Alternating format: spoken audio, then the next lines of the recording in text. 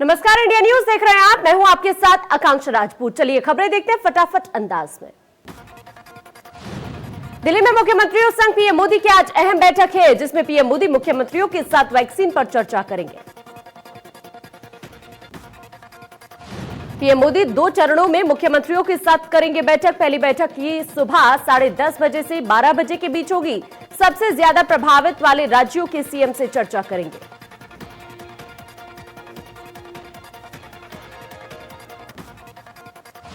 कानपुर के कुली बाजार में लगभग 40 फीट से ज्यादा खोदे गए बेसमेंट में बिल्डिंग का निर्माण किया जा रहा था। निर्माण के चलते बिल्डिंग पूरी तरह से ढह गई। वहीं सूचना पाकर मौके पर पहुंची जिला प्रशासन और पुलिस विभाग की टीम ने रेस्क्यू ऑपरेशन शुरू किया।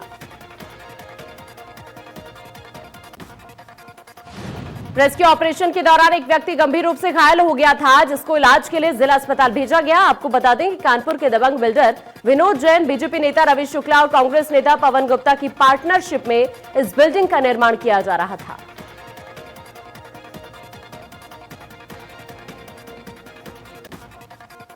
देश में कोरोना का कहर जारी। पिछले 24 घंटे में 37,441 कोरोना संक्रमित मिले। देश में कोरोना संक्रमितों की संख्या 91,77,000 के पार।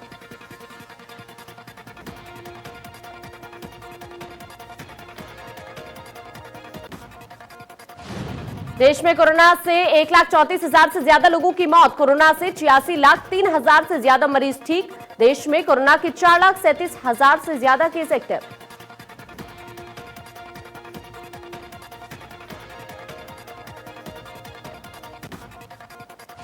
दिल्ली में पिछले 24 घंटे में कोरोना के 4,454 नए केस आए सामने। एक दिन में 121 मरीजों की गई जान। कोरोना मरीजों की संख्या 5,34,000 के पार। कोरोना से अभी तक 8,512 लोगों की मौत। महाराष्ट्र में पिछले 24 घंटे में कोरोना के 4,153 नए केस आए सामने। एक दिन में 30 मरीजों की गई जान। कोरोना मरीजों की संख्या 17,84,000 के पार।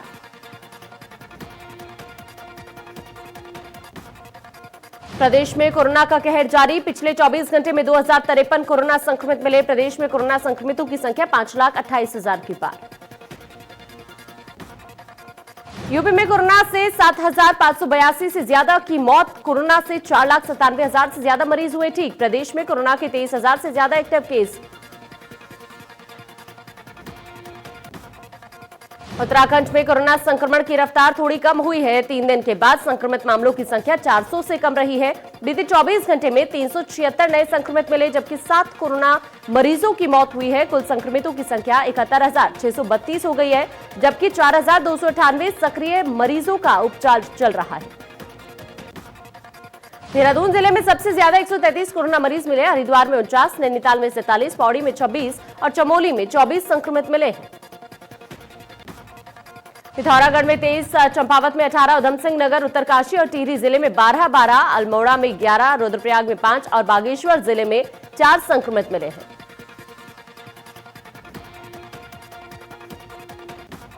कानपुर में लव जिहाद के मामलों में गठित एसआईटी ने आईजी रेंज को अपनी रिपोर्ट सौंप दी है। एसआईटी ने 14 मामलों को अपनी जांच में शामिल किया था, जिनमें 11 मामलों में पुलिस ने आरोपियों के खिलाफ चार्जशीट दाखिल की है, जबकि 3 मामलों में बालिग लड़कियों ने लड़कों के पक्ष में बयान दिए, जिसके चलते इन 3 मामलों में फाइनल रिपोर्ट लगा दी गई है। आईजी जोन मोहित अग्रवाल ने बताया कि एसआईटी ने लव जिहाद के इन मामलों में पाया कि 4 लड़के आपस में एक दूसरे के संपर्क में थे। इन्होंने दूसरे धर्म की लड़कियों के साथ छल कर उनके साथ निकाह किया। इसके अलावा 3 मामलों में आरोपी लड़कों ने अपना हिंदू नाम बताकर लड़कियों को अपने जाल में फंसाया।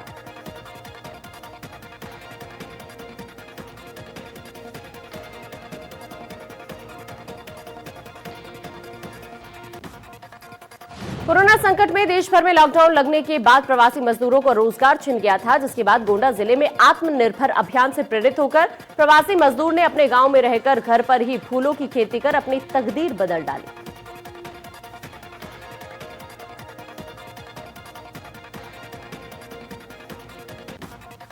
कोरोना को मात देने के लिए कानपुर के मेडिकल कॉलेज को एक बड़ी उपलब्धि मिली है। रूस की कोरोना वैक्सीन के दूसरे तीसरे फेज के ट्रायलों के लिए देश भर में 12 सेंटर्स बनाए गए।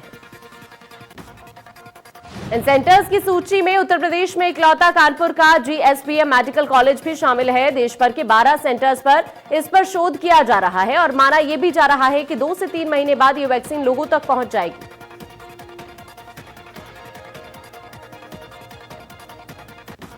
यूपी सरकार के आदेश के बाद विश्वविद्यालय और कॉलेज खुल गए हैं। सीतापुर के आरएमपी डिग्री कॉलेज छात्रों के लिए खोल दिया गया है।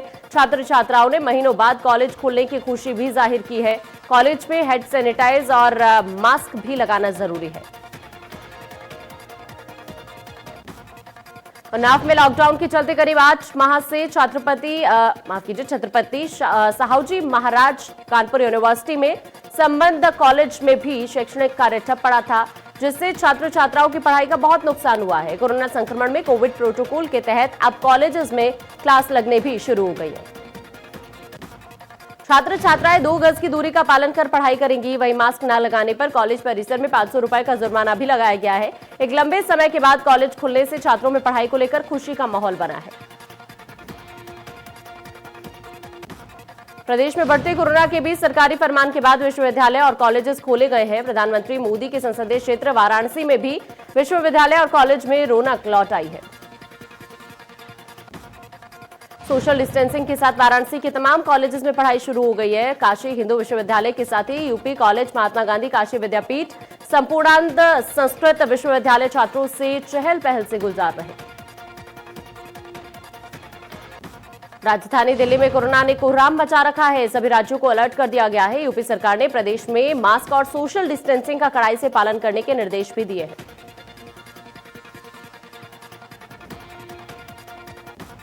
दिल्ली में लगातार बढ़ रहे कोरोना के मरीजों को देखते हुए अलीगढ़ के जिला प्रशासन ने पहले ही सतर्कता बरतनी शुरू कर दी है।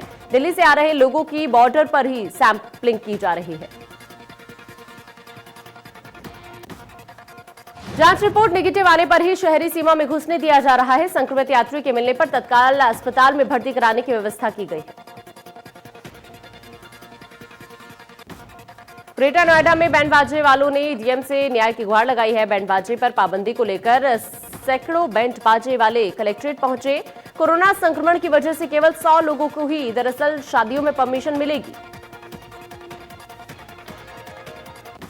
एक बार फिर से कोरोना मरीजों की संख्या में लगातार इजाफा हो रहा है। संख्या में हो रही बढ़ोतरी को देखते हुए गाजियाबाद डीएम ने आदेश दिया है कि शादी समारोह में अब सिर्फ 100 लोग ही शामिल हो पाएंगे।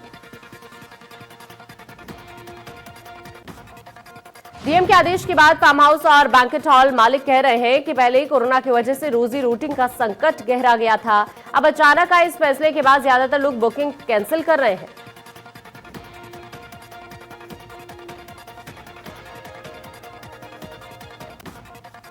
लखनऊ में संविदा बहाली की मांग पर बैठे शिक्षक की तबीयत बिगड़ गई। पिछले 3 दिनों से दरअसल वो खाना नहीं खा रही थी। खराब हालत में सिविल अस्पताल में भर्ती कराया गया है। सैकड़ों की तादाद में अपनी मांगों को लेकर शिक्षक अड़े हुए हैं।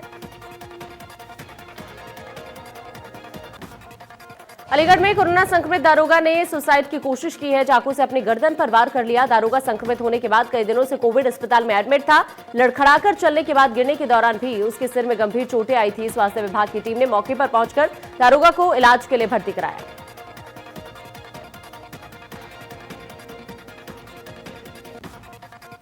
अयोध्या में अक्षय नवमी के शुभ मुहूर्त पर शुरू हुई 14 कोसी परिक्रमा, जहां पर रात 2:16 से श्रद्धालुओं ने परिक्रमा शुरू की।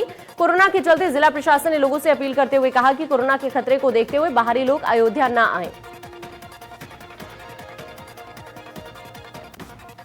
नोएडा थाना एक्सप्रेसवे पुलिस को बड़ी सफलता हाथ लगी है। पुलिस ने एक अंतर्राज्यीय लुटेरा गैंग के सदस्य को गिरफ्तार किया है, जो अपने गैंग के साथ लूट की वारदात को अंजाम देता था। पुलिस ने आरोपी के पास से लूटी हुई एक क्रेटा कार, अवैध शस्त्र, कारतूस और एक फोन भी बरामद किया है।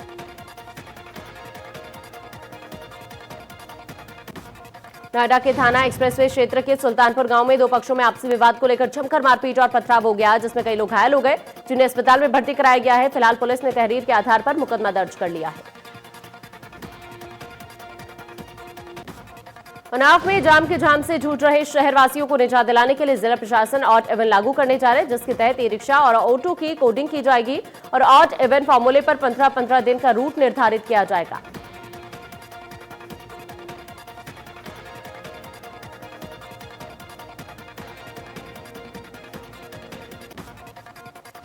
उन्नाव में, लखनऊ और प्रयागराज में शराब से हुई मौत के बाद पुलिस और आबकारी विभाग अलर्ट मोड पर है। जिले में छापेमारी अभियान चलाकर बड़ी मात्रा में कच्ची शराब बनाने का लहन बरामद कर नष्ट किया गया है। वहीं 94 आरोपियों को गिरफ्तार कर जेल भेजा गया है।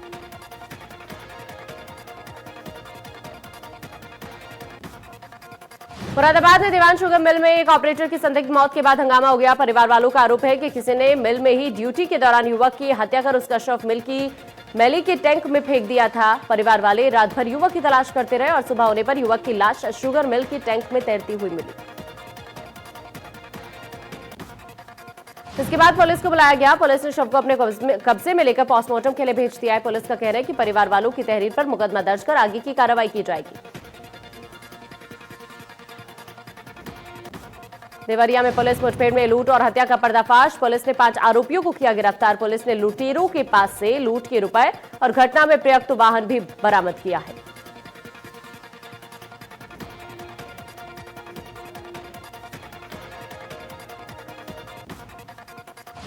उधर शाहजहांपुर के नगरिया गांव में 2 पक्षों में जमकर मारपीट हो गई। युवक के अवैध बंदूक लहराने का वीडियो वायरल हुआ है। दोनों पक्षों में जमकर मारपीट भी हुई। पुलिस ने आरोपी को बंदूक समेत गिरफ्तार फिलहाल कर लिया है।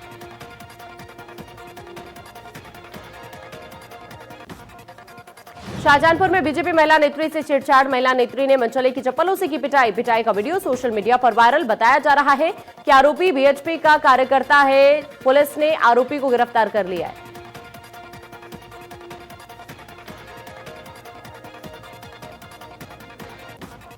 प्रतापगढ़ में जेठवारा थाने के ढेरवा बाजार में अंग्रेजी शराब की दुकान से 12 लाख की तस्करी कर लाई गई शराब बरामद कर ली गई है। स्थानीय पुलिस की संलिप्तता हुई उजागर तो चौकी इंचार्ज ढेरवा को एसपी ने किया निलंबित।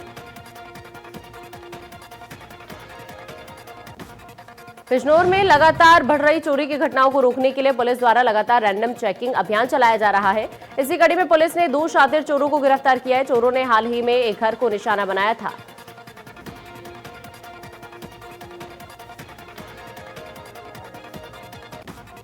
नोएडा में 2 पक्षों में जमकर मारपीट। पथराव फायरिंग में आधा दर्जन लोग घायल। एक युवक को हंगामे में लगी गोली। आपसी विवाद के बाद हुई मारपीट। घायलों को हॉस्पिटल में कराया गया भर्ती। दोनों तरफ से कई लोग बुरे तरह से हुए घायल। श्रावस्ती में एक किसान अपने बेटे के लिए खाना लेकर अपने खेत जा रहा था। तभी रास्ते में नहर किनारे कुछ अज्ञात हमलावरों ने किसान की गला दबाकर बेरहमी से हत्या कर दी। हत्या के बाद हत्यारे मौके से फरार हो गए। कई घंटे की तलाश के बाद किसान की लाश खेत में मिली। फिरोजाबाद में अवैध शराब से होने वाली 3 व्यक्तियों की मृत्यु का मामले का खुलासा हुआ है। एसओजी और थाना खैरगढ़ की संयुक्त पुलिस टीम ने 3 अभियुक्त गिरफ्तार किए। एसपी ग्रामीण राजेश कुमार ने पुलिस लाइन में वार्ता के दौरान खुलासा भी किया है। अभियुक्तों से अवैध शराब और सामग्री भी बरामद की गई है। नोएडा प्राधिकरण ने सेक्टर 18 में बड़ी कार्रवाई की है। गंदगी फैलाने पर हल्दीराम रेस्टोरेंट पर 1,25,000 रुपए जुर्माना लगाया। सूखा और गीला कूड़ा को अलग नहीं करने पर भी कार्रवाई की गई है। कोटक सिक्योरिटीज पर भी 5,000 का जुर्माना लगाया गया है।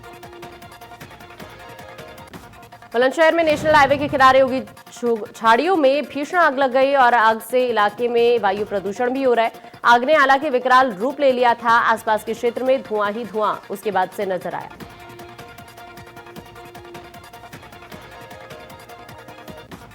कानपुर देहात में सब्जी विक्रेता से दबंगों ने मारपीट की। मारपीट का लाइव वीडियो भी सामने आया है। वीडियो में दिख रहा है कि किस तरह से दबंगों ने सब्जी विक्रेता के ऊपर लाठी डंडों से उसके साथ मारपीट की है। आजमगढ़ जिले के सिंगड़ा गांव की महिलाओं की पिटाई करने के मामले में पुलिस ने दबंग प्रधान को गिरफ्तार किया। पंचायत भवन के निर्माण के विरोध करने पर दलित महिलाओं द्वारा प्रधान द्वारा पिटाई की गई थी। गोरखपुर में आबकारी विभाग ने सूचना के आधार पर नरसिंहपुर में छापेमारी की। आरोपी घर में ही किराने की दुकान के आड़ में नकली शराब बनाता था और ढक्कन सप्लाई करता था। पकड़े गए शख्स प्रमोद कुमार के पास से 8,000 देसी शराब के ढक्कन, 375 विदेशी शराब के ढक्कन भी मिले हैं।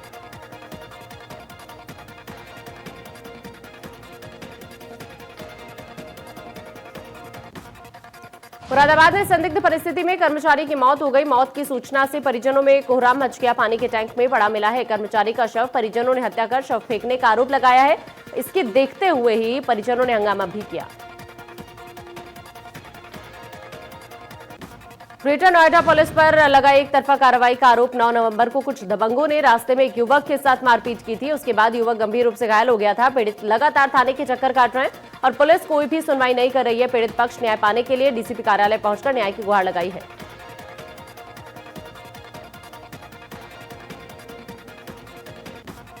कानपुर में चौकी प्रभारी बेगमपुरवा ने अधिकारियों को झूठी रिपोर्ट भेजी है। बाबूपुरवा का बेगमपुरवा बगाही कब्रिस्तान बना जुआरियों का अड्डा, जुआ खेल रहे जुआरियों का वीडियो हुआ वायरल। मामले की जांच में अधिकारियों को किया गया है गुमराह। वीडियो और जांच रिपोर्ट में है बड़ा फर्क।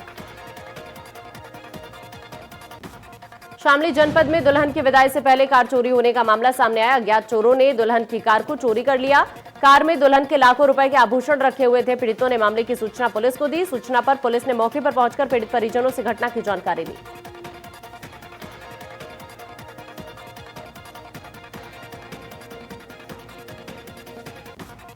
कानपुर के सहला कुंवरपुर मोड़ पर अज्ञात युवक का शव मिला है। ग्रामीणों ने शव देखकर पुलिस को सूचना दी। मौके पर पहुंची पुलिस मामले की जांच में जुट गई है। शव को पुलिस ने आनन फानन में पोस्टमार्टम के लिए भेजा है।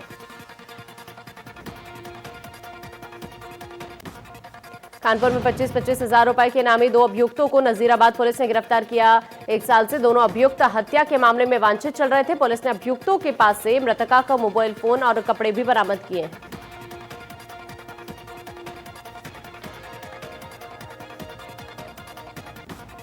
लखनऊ में शहादतगंज थाना क्षेत्र के कटरा चौराहे पर भयानक आग लग गई। पेंट की दुकान में आग लगी थी। आग ने विकराल रूप भी धारण कर लिया। स्थानीय लोगों ने बामुश्किल आग पर काबू पाया।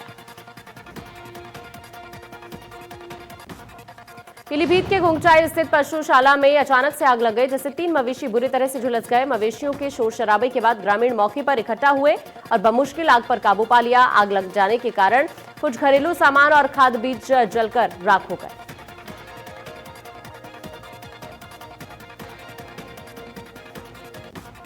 हमीरपुर के थाना चुकासी इलाके में खेत में पानी लगाने को लेकर 2 पक्षों में विवाद हुआ।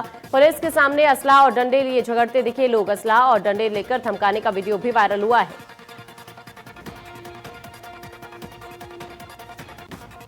बुलंदशहर के नरौरा थाना इलाके में बदमाशों ने लूट का विरोध करने पर सराफा व्यापारी की गोली मारकर हत्या कर दी। तीनों बदमाश ग्राहक बनकर दुकान पर पहुंचे थे और दुकान में रखे जेवरात लूटने की कोशिश की थी।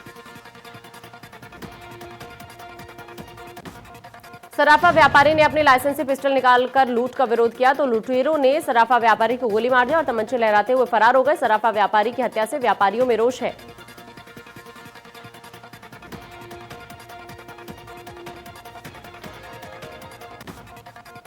लखनऊ के ठाकुरगंज में खड़ी कार में अचानक आग लग गई। आग लगने से अफरा तफरी का माहौल बन गया। फायर ब्रिगेड ने आग पर काबू पाया।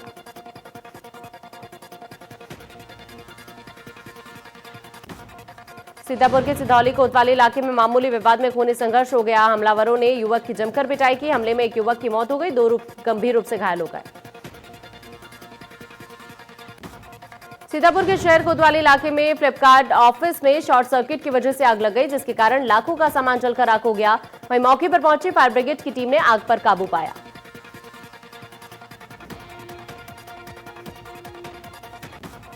जालौन में नकली शराब बेचने का एक वीडियो सोशल मीडिया पर वायरल हो रहा है, जिसमें चौकीदार गांव में नकली शराब नाबालिग लड़कियों से बेचवा रहा है। वीडियो वायरल होने के बाद पुलिस ने चौकीदार को गिरफ्तार किया है। आरोपी चौकीदार ने पुलिस ने षड्यंत्र करने का आरोप लगा दिया है। वहीं सीओ का कहना है कि चौकीदार के खिलाफ सख्त कार्रवाई की जाएगी। गाजियाबाद में युवती को शादी का झांसा देकर रेप करने का मामला सामने आया। पूरा मामला सियानी गेट थाना इलाके का है, जहां पीड़िता का आरोप है कि मामले की रिपोर्ट दर्ज कराने के लिए वो 2 दिनों तक थाने में खड़ी रही। युवक पर शादी का झांसा देने का आरोप भी युवती ने लगाया। आरोप यह भी है कि शुरू में पुलिस ने आरोपी को हिरासत में लिया और थाने से ही छोड़ दिया। वहीं पुलिस अधिकारियों का कहना है कि मामले में मुकदमा दर्ज करके आरोपी को हिरासत में लिया गया है।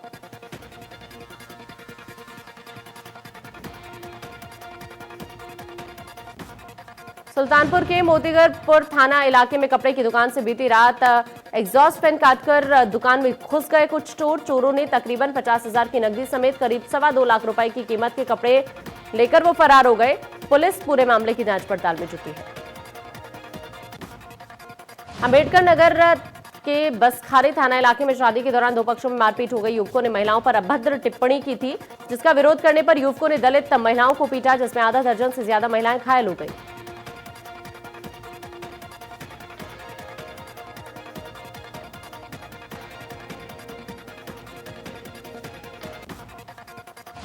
उधर कानपुर के बर्रा थाना इलाके में मामूली विवाद के चलते 2 पक्षों में मारपीट हो गई, जिसमें दोनों पक्षों में जमकर लाठी डंडे चले। मारपीट का वीडियो सोशल मीडिया पर वायरल।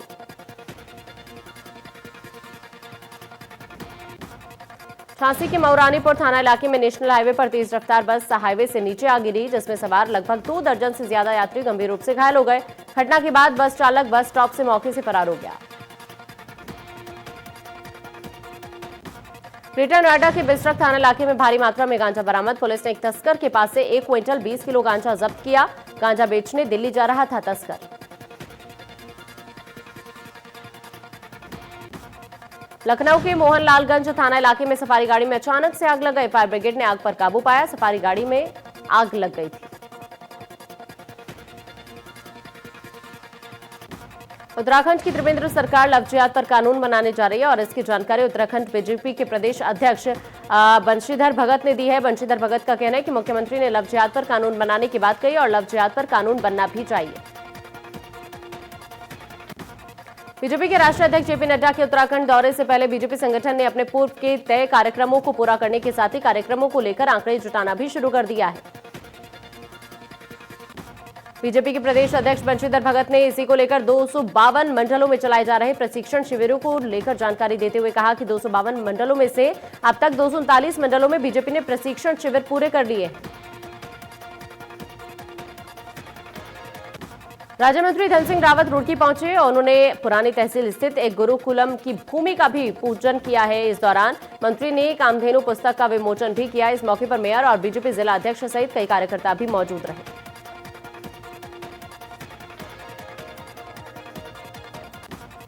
रुड़की की गंगनहर कोतवाली पुलिस ने एक नई पहल की है। कोतवाली के बाहर नेकी की दीवार के नाम से एक अस्थायी रैक बनाई गई है। ठंड को देखते हुए गंगनहर कोतवाली पुलिस के द्वारा कोतवाली के बाहर नेकी की दीवार की खूंटी टांगी गई, जिसमें आमजन से अपील की गई है कि वो इस दीवार पर अपने अतिरिक्त कपड़े टांग दें, जिससे जरूरतमंद की मदद हो सके। जिस पर पुलिस द्वारा स्लोगन भी लिखा गया है, अधिक है तो दे जाइए, जरूरत है तो ले जाइए। पौड़ी में जिला पंचायत के घोटालों का पर्दाफाश करने वाली आरटीए एक्टिविस्ट करण रावत ने सिविल लाइन के पास बन रही जिला पंचायत की अवैध इमारत का काम रुकवा दिया है। इस इमारत का काम कई हिस्सों में बांटकर टेंडर निकालकर भ्रष्टाचार करने का आरोप है।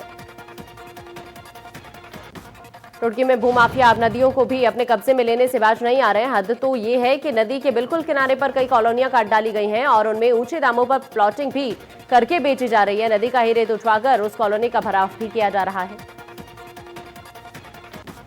ये भूमाफिया राजनीतिक शरण लेकर अधिकारियों पर भी अपने अवैध कार्य में शामिल होने का दबाव बनाते रहते हैं। वहीं सरकारी गाइडलाइन के अनुसार नदियों से कम 200 मीटर की दूरी पर ही कई निर्माण कार्य किया जा सकता है। कोविड-19 के चलते विद्युत विभाग का निजी उपभोक्ताओं और सरकारी विभागों पर राजस्व लगभग 125 करोड़ रुपए बकाया चला आ रहा है, जिसके चलते नवनियुक्त अधिशासी अभियंता विद्युत विभाग ने राजस्व वसूली को लेकर कमर कस ली है। काशीपुर में विभाग का जिन विभागों के ऊपर बिजली का बकाया शेष है, उन सभी विभागों को नोटिस देने का मन भी बना लिया गया है। उन्होंने कहा है कि वैसे तो प्राइवेट उपभोक्ताओं से प्रतिदिन 80 लाख से 1 करोड़ रुपए प्रतिदिन वसूला जा रहा है। उन्होंने कहा कि जल्दी नोटिस देकर विभागों से बकाया बिजली का भुगतान वसूला जाएगा। इसी के साथ उन्होंने ये भी बताया कि जो छोटे उपभोक्ता हैं और जिनके ऊपर 25,000 से कम बिजली का बिल है, उनके लिए विभाग ने 3 किस्तों में बिल जमा करने की सुविधा भी उपलब्ध करा रखी है।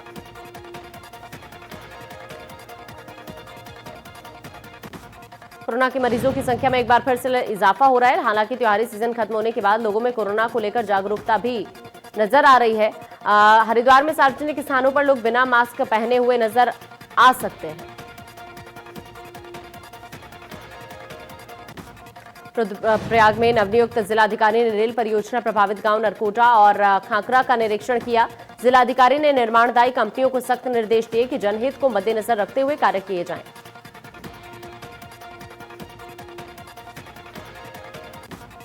टिहरी गढ़वाल के देवप्रयाग